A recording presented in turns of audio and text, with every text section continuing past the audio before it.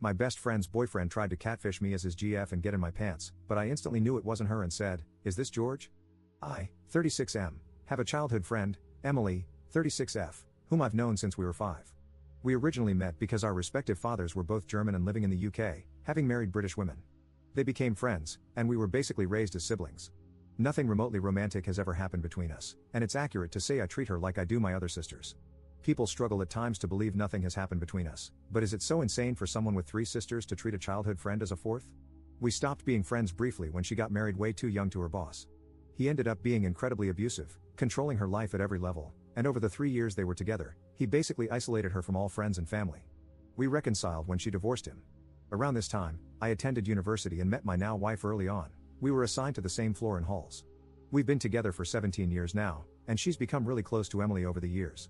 Also at university, I met a guy, George, 36M, on my course. We were part of the same friendship group but didn't stay in touch until we coincidentally ended up working together a good 10 years after graduation. I ended up introducing him to Emily, and they started a relationship. A year or so later, they moved in together. Emily was happy, he was happy, and on the face of things, he seemed fine with me and Emily's friendship and never said anything. Over the past few weeks, I started getting texts from her, sometimes late at night, that were just, well, odd. I was suspicious when she used a common British shortening of my full name rather than the traditional German version our respective fathers and she would always use. When some overly flirty, almost outright dirty texting occurred, I immediately shut it down, 100% sure it wasn't her. I basically called him out and asked if this was, in fact, George using her phone and bluntly asked why he was trying to dirty text with me as his girlfriend. He never responded, but after explaining the situation to my wife, she went over to Emily's with my phone to see what was going on. I wasn't there for this, but she showed Emily our entire text history and what he had done. George came home, and they confronted him. He first outright denied it and had the audacity to accuse Emily of dirty texting me and trying to hide said cheating from my wife by saying he did it. Emily just left with my wife to come stay with us after this because there wasn't any reasoning with him. The morning after, he called and begged her to come home. He was crying and threw himself at her feet, claiming he did it out of jealousy.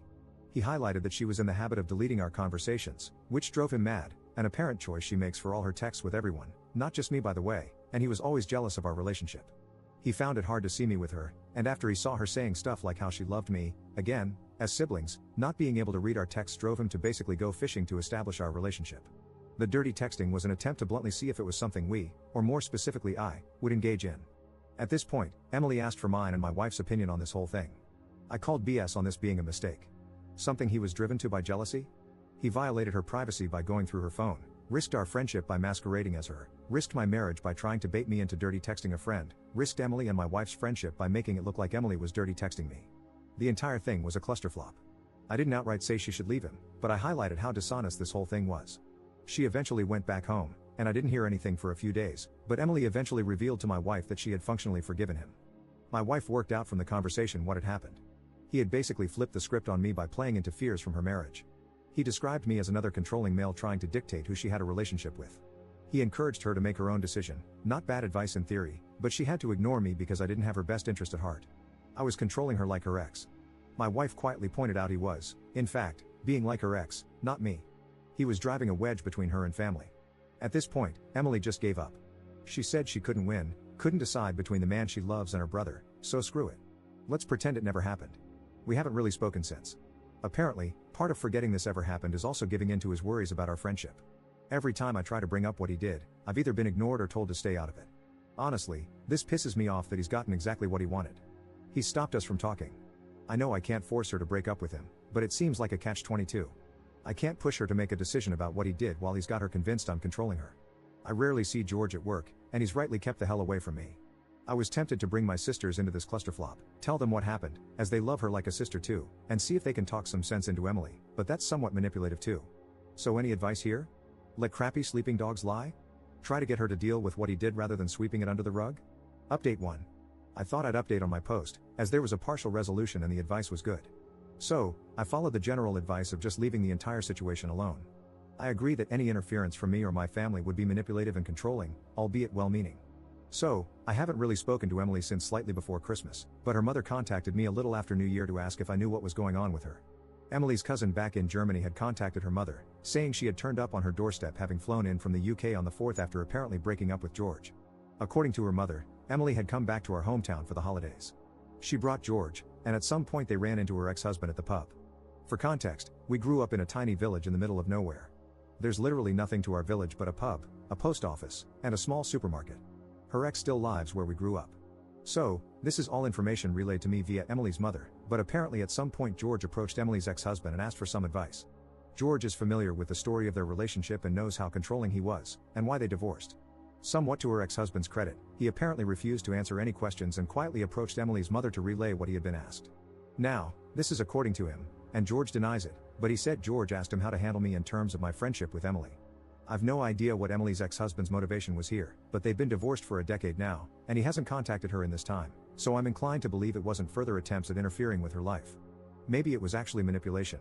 Maybe in the decade since they've divorced he's become a better man, who knows? We're all inclined to believe that is what was asked, despite George denying it, because how else would her ex-husband know he had an issue with me recently? He isn't in contact with anyone who would know about the recent issues. Also, to be honest, the ex never had an issue with me. He saw me as a child, despite being the same age as his then wife, and constantly called me kiddo and asked how school was. It would be a very specific shot in the dark on his part to assume George had an issue with me without George saying so himself. So, her mother told Emily what George had tried to do and pointed out that her boyfriend is now trying to emulate her ex-husband's behavior and encouraged her to confront him over this and also what happened over the last month rather than ignoring it. Nobody was privy to the discussion they had, but he left sometime after it to return to their shared home and she stayed with her mother, saying they had broken up. She stayed with her mother until the day after when she, without any warning, left for Germany. The cousin she's staying with assures us she's relatively fine. She's just overwhelmed and embarrassed she let this happen again. She couldn't handle being where she might run into either ex, so staying with her mother was off the table, and she just ran somewhere far but safe. I still haven't spoken to Emily. I've sent her a message with condolences and reassurance that she will always have a home here in the UK, and I've decided to continue giving her space while making it clear I am there for her. She hasn't responded, but I assume this is just out of awkwardness over what happened and how technically George was once my friend. He hasn't spoken to me either, and I haven't seen him at work at all. So yeah, not a happy ending per se. It shouldn't have taken her abusive ex getting involved for a resolution, but as people predicted, George was being abusive and he would repeat that behavior. I suppose it was relatively painless that he showed his true colors so emphatically without much further abuse. This could have dragged on. Thanks for the advice. Me staying out of it didn't make this any easier for her, but it probably avoided making it worse. Update 2. I jumped the horse a little with the previous update, and looking back, I hadn't actually spoken to Emily, and it was all secondhand information. Given this whole thing has now been entirely sorted in the 3 months since it happened, I thought I'd actually give an actual full resolution. So, Emily came back to the UK just before the country was locked down and moved in with us, reluctantly. We grabbed some drinks and played Divinity 2 while we hashed out exactly what went down from her perspective. I apologized for going behind her back and speaking to her mother about it all. Situations like this are never helped by information being relayed through other people, and I asked if she wanted to go through it all from start to finish. Basically, she buried her head in the sand the day she found out he had been trying to dirty text me as her. It was just too much. She couldn't win. She either lost the man she loved and the lifestyle she had, or lost her brother. I assured her she'd never lose me, but she revealed she low-key hated the fact she let herself be taken advantage of like this twice and couldn't face me, having not listened to my advice. She also mentioned that breaking up with him would inevitably land her on my doorstep for support, and that made her feel bad also, hence escaping to Germany and not talking to me about this. This went deeper, and she opened up about her insecurities, how she regretted never going to university, instead marrying her abusive ex-husband, and how she feels like an accessory to other people's happiness. She saw me and my wife, a power couple, as she put it, and just felt so small by comparison. She did love George, but leaving him would leave her with functionally nothing again, and she couldn't handle that. We talked about this a lot. I revealed I was aware my support of her could be a problem. I was feeling like I had made their relationship awkward by being so involved in her life. It might have been hard for George to feel like her boyfriend while I was there picking up her tabs, doing the DIY, and basically acting like a father coddling his child. I asked if my, with retrospect, financial support of her tied into this feeling of inadequacy, like I was dragging her along for my ride, and she said it was a problem. She felt trapped when the relationship ended because she had no independence or true control. While I would never use my position to control her, she would still be living by someone else's good graces. She felt she needed to stand on her own 2 feet, be her own woman rather than relying on a man, no matter how much she loved and trusted him. That way her decisions would be her own, rather than under some level of duress. In the same way a child wants independence from her parents, she feels she finally needs independence from me. So, we came up with a game plan. Now, the lockdown has obviously made this harder. She is still living with me and my wife currently, but the plan is she's going to go back into education. She was capable of attending university, she had the qualifications but decided not to due to marriage. My financial security was really born of an inheritance I had after my father passed away. I used it to not have to worry about rent during my extended time in education and early career, as I bought a small flat with it that I still own. I've decided to pay it forward and put her in a similar situation by letting her use my flat, which is currently unoccupied because it's only been rented to students due to its proximity to 2 universities. Yes, this is me financially supporting her, but in a strictly limited way.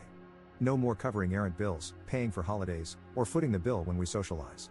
She will not pay rent, but she will cover all bills on the flat and she moves out the moment she's in work. She didn't love the idea of me owning her home, but I called it my last act as that guy in her life, the pseudo-brother/father/best friend. After this, we'll just be independent siblings/best friends.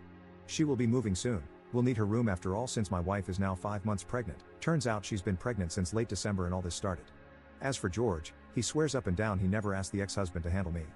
He claims he asked how to be fine with me. It wasn't seeking advice on how to deal with me, it was seeking advice on how to be fine with me the way her ex-husband was. Could be true, who knows? It's ultimately irrelevant. Though we recently found out George moved a girlfriend into the house he and Emily used to share, and here's the kicker, it's a longtime friend. Emily is fairly certain he never cheated on her, but she laughed out loud when she found out he's romantically living together with a longtime friend 3 months after the breakup. The dude's insecurity was likely born of his own feelings for a friend. He was getting close with a girl he was friends with, so he projected that onto me and Emily.